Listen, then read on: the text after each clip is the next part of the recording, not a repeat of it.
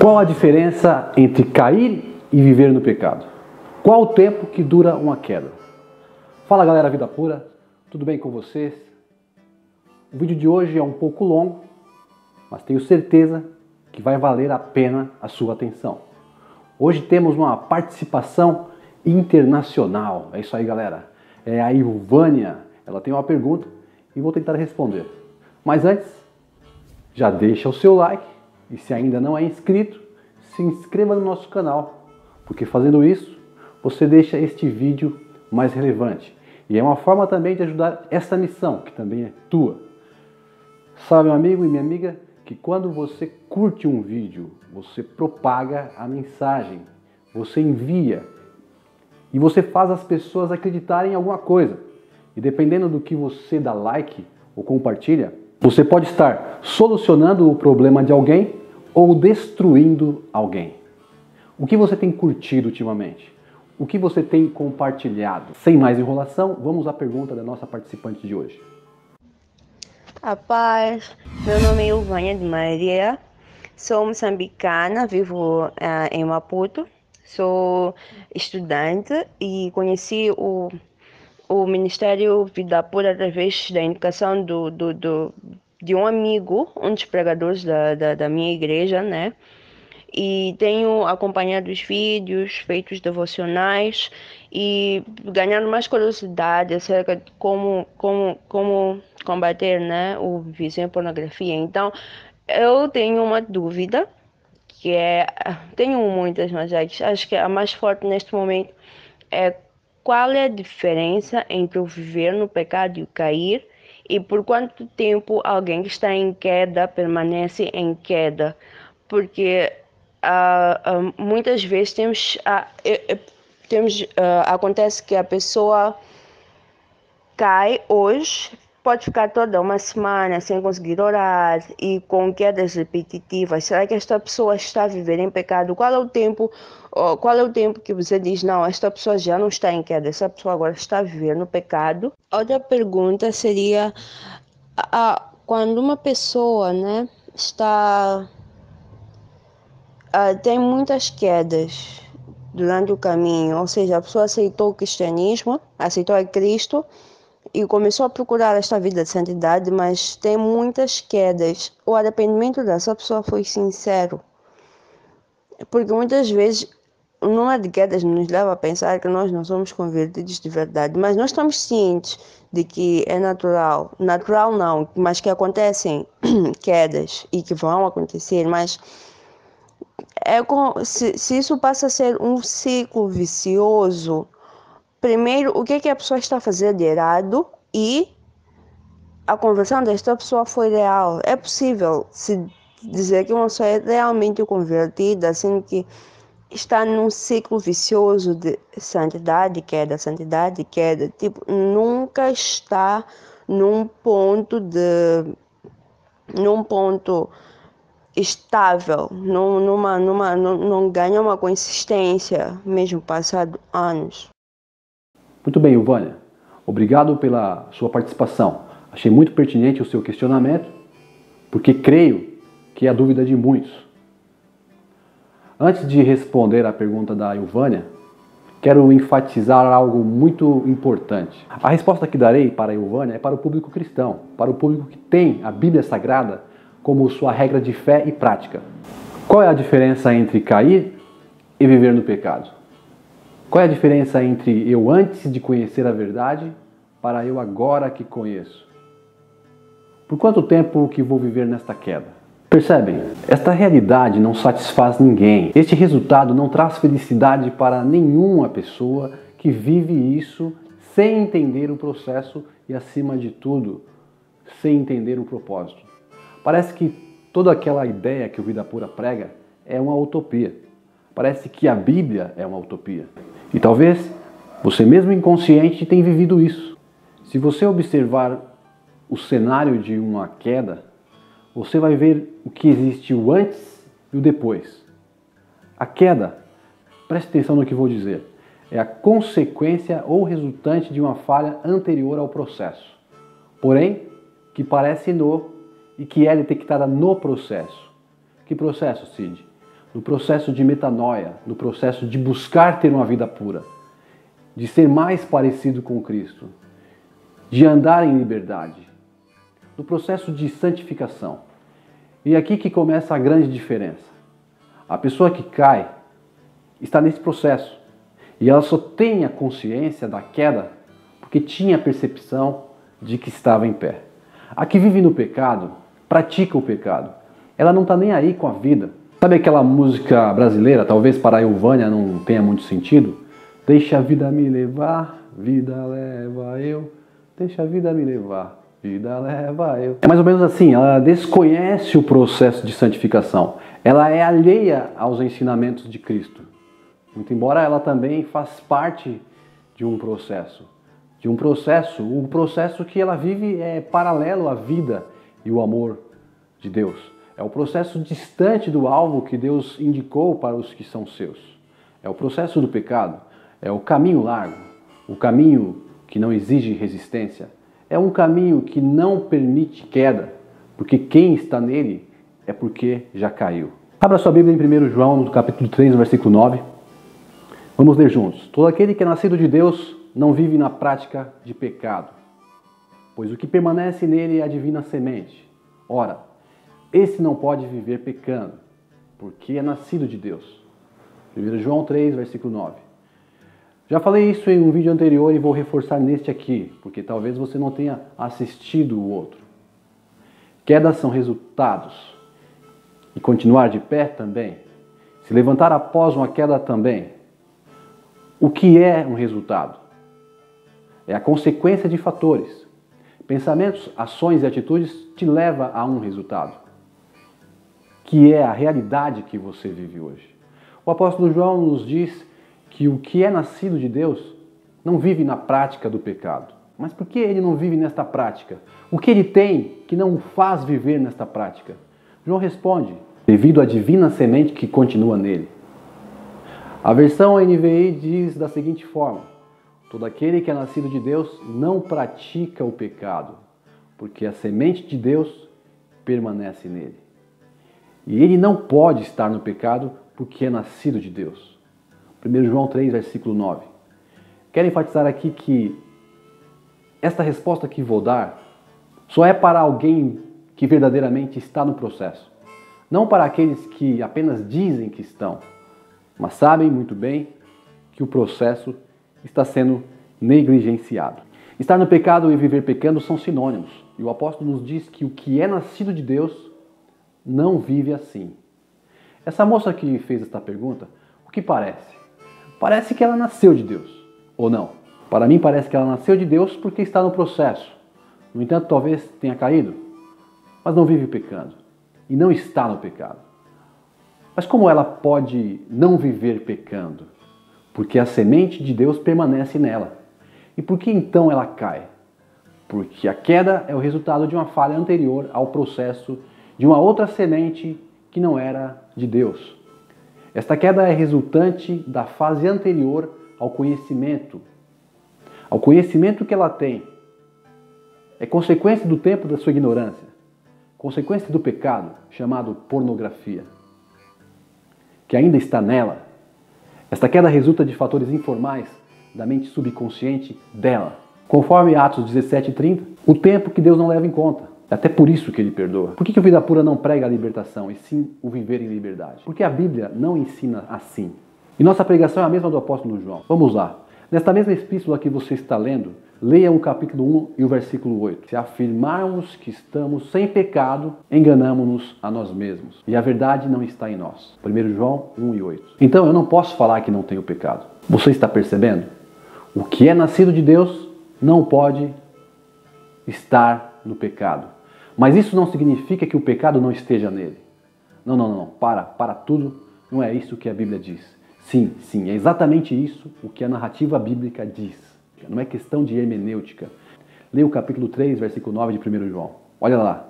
Todo aquele que é nascido de Deus não pratica o pecado, porque a semente de Deus permanece nele. Ele não pode estar no pecado, porque é nascido de Deus. Agora, no capítulo 1 e no versículo 8. Se afirmarmos que estamos sem pecado, enganamos-nos a nós mesmos e a verdade não está em nós. Mas qual é a diferença de não estar no pecado e ter o pecado? A diferença é que não estar no pecado permite meu caminhar em liberdade. Eu estou em liberdade. Eu consigo viver a santificação. Eu não deixo a vida me levar, porque a semente de Deus, o Espírito Santo, permanece em mim. Qual o propósito de uma semente? Frutificar, não é mesmo? Então eu sou capaz de produzir coisas boas pela semente de Deus que permanece em mim. E ter o pecado significa que ainda trago em mim as marcas do passado, gatilhos, reflexos condicionados, que ainda são desconhecidos. A semente do pecado, as que estão lá enterradas no solo fértil de minha mente subconsciente, ou no meu enganoso coração, como as Escrituras afirmam, prontas para germinar. Por isso que eu digo que haverá um tempo de colheita de coisas boas e ruins, frutos da semente de Deus e frutos decorrentes do pecado. Temos que ter paciência e aceitar sem reclamar, e agradecer pela boa colheita. Mas lembre-se, olha, aquele que está em pé, não caia, porque as quedas reforçam a semente do pecado e viveremos em um looping sem fim. Você até pode ser salvo, mas não viverá a plenitude e nem a vida em abundância. Se eu tenho esse entendimento, eu não me engano, e a verdade está em mim, conforme 1 João 1,8. Eu não baixo a guarda. Por isso que não pregamos que estamos libertos, pois ainda temos em nós a semente do pecado, o qual não estamos isentos, ainda nesta terra. Voltando à nossa história e reforçando o que eu disse, por que esta moça pode cair? Por que você pode cair a qualquer momento? Por que eu posso cair? Por que pastores podem cair? Por que até o Papa pode cair?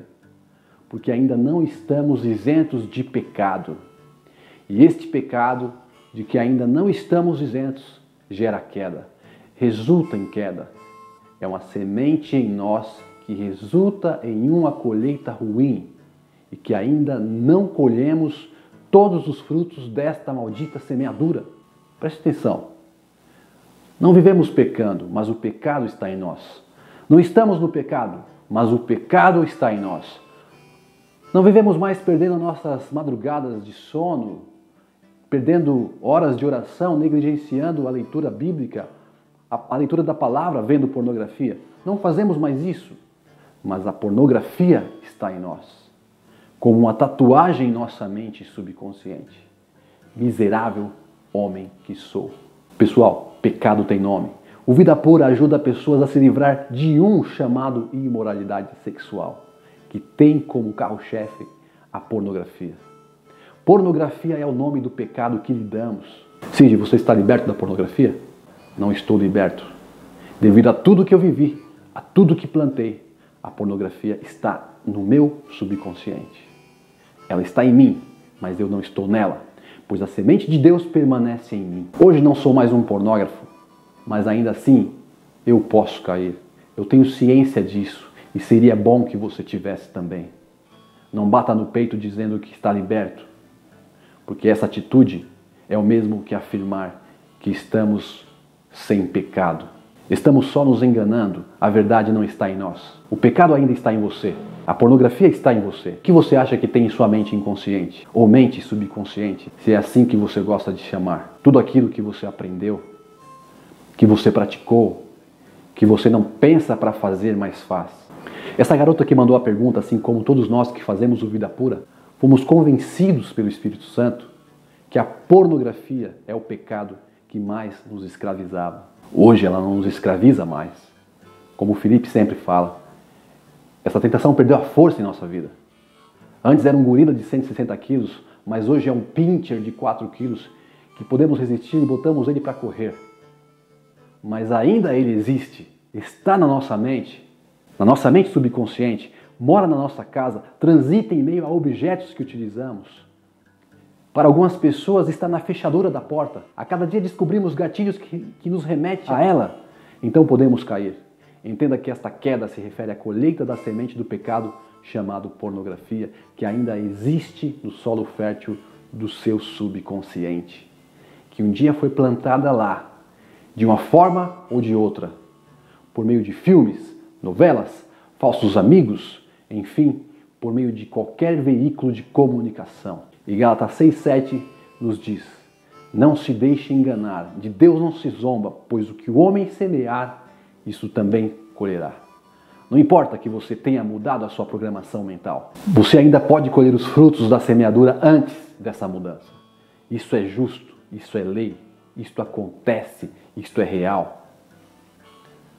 Paulo fala o seguinte: de maneira que agora já não sou eu que faço isto, mas o pecado que habita em mim.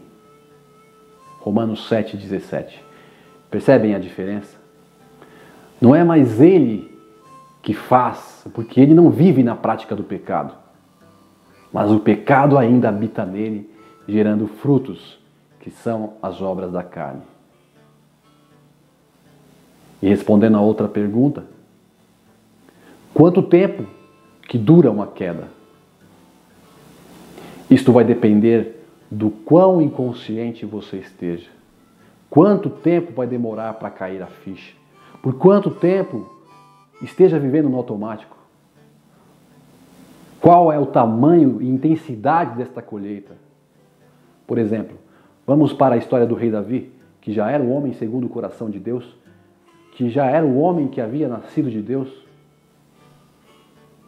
do homem que não vivia pecando, mas que infelizmente tinha pecado e haveria de colher o fruto anterior ao arrependimento, anterior à metanoia, sofrer quedas da semente do pecado que habitava nele. A Bíblia não fala quanto tempo durou a queda de Davi, mas creio que ela começou bem antes de olhar Batseba tomando banho. Só pelo fato de não ter ido à guerra, como era sua obrigação, percebemos que ele estava negligenciando o processo.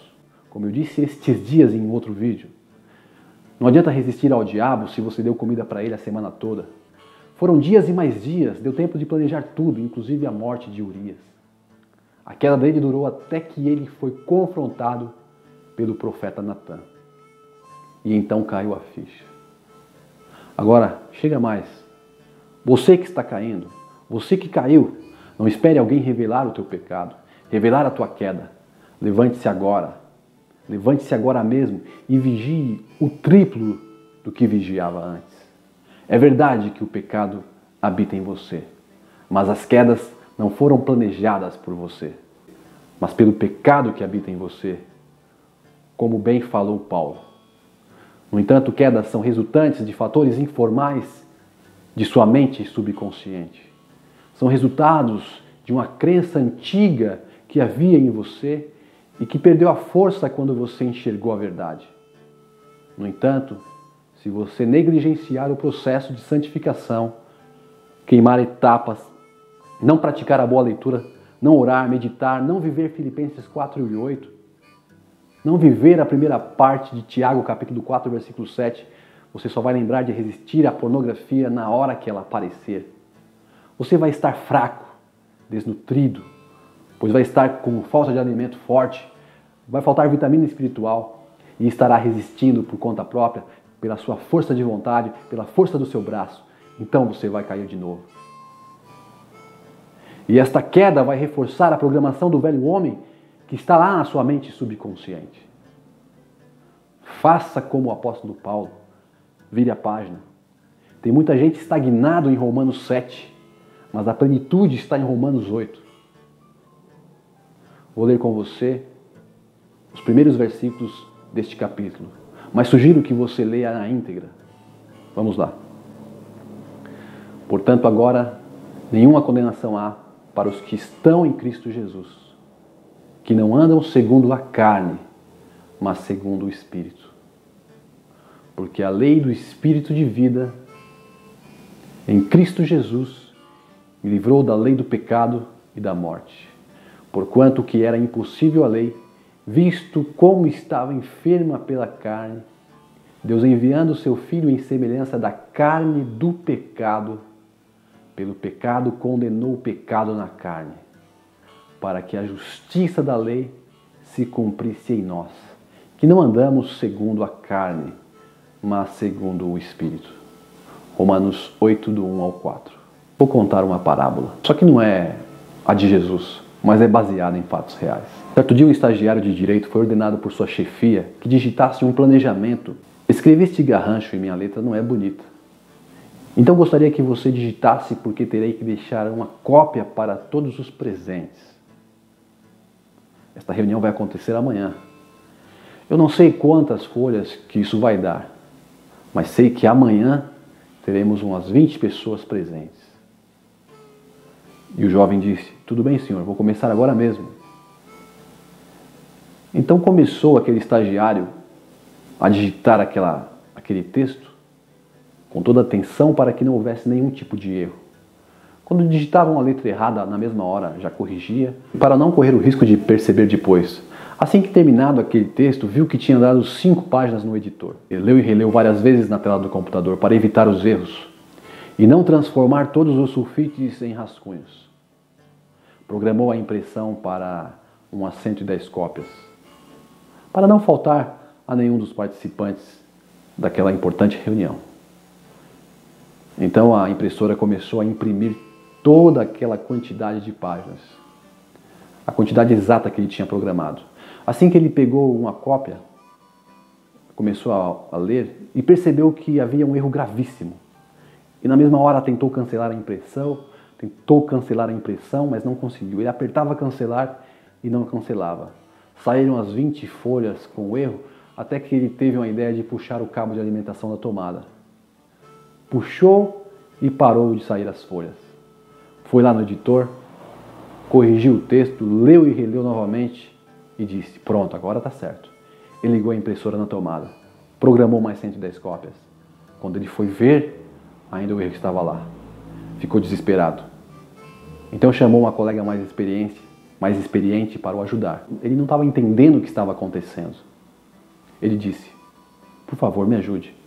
Digitei o texto para o meu chefe, só que depois que li, vi que tinha um erro muito grave, mas eu corrigi, mas ainda está saindo folhas com erro.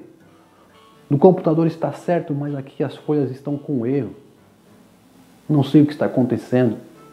Então ela disse: você já corrigiu, então está tudo bem. As folhas que ainda contêm um erro se referem ao seu texto antes da correção. É que infelizmente estas impressoras velhas têm esse problema. Elas não cancelam na mesma hora. Ainda vai sair algumas folhas erradas. Daqui a pouco começa a sair as folhas corrigidas. Então ele agradeceu e foi acompanhando. E depois de umas 50 folhas de sulfites com a impressão errada, começaram a sair as páginas corrigidas. Nossa vida também é assim. Nossa mente subconsciente é esta velha impressora. E as quedas são as páginas impressas com o erro. Ainda que você mude a programação, muitas páginas com este erro serão impressas. Até que também comece a impressão das folhas de sua nova programação. A diferença é que esta velha impressora da história não tinha a semente de Deus. Então não teria como sair folhas com informação correta e outras com informações erradas. Mas você sim. Então tenha paciência e separe as folhas que estão com as informações erradas das corretas. Ainda que tenha prejuízo com relação às perdas, seja resiliente e abandone as velhas crenças limitantes. Lembre-se das palavras de Paulo. E não nos cansemos de fazer o bem, pois no seu tempo colheremos, se não desanimarmos. Gálatas 6, versículo 9. Pessoal, o vídeo de hoje vai ficando por aqui. Espero que eu tenha transmitido aquilo que de fato eu acredito. Obrigado mais uma vez a Ilvânia por sua pergunta. Se você gostou, compartilhe.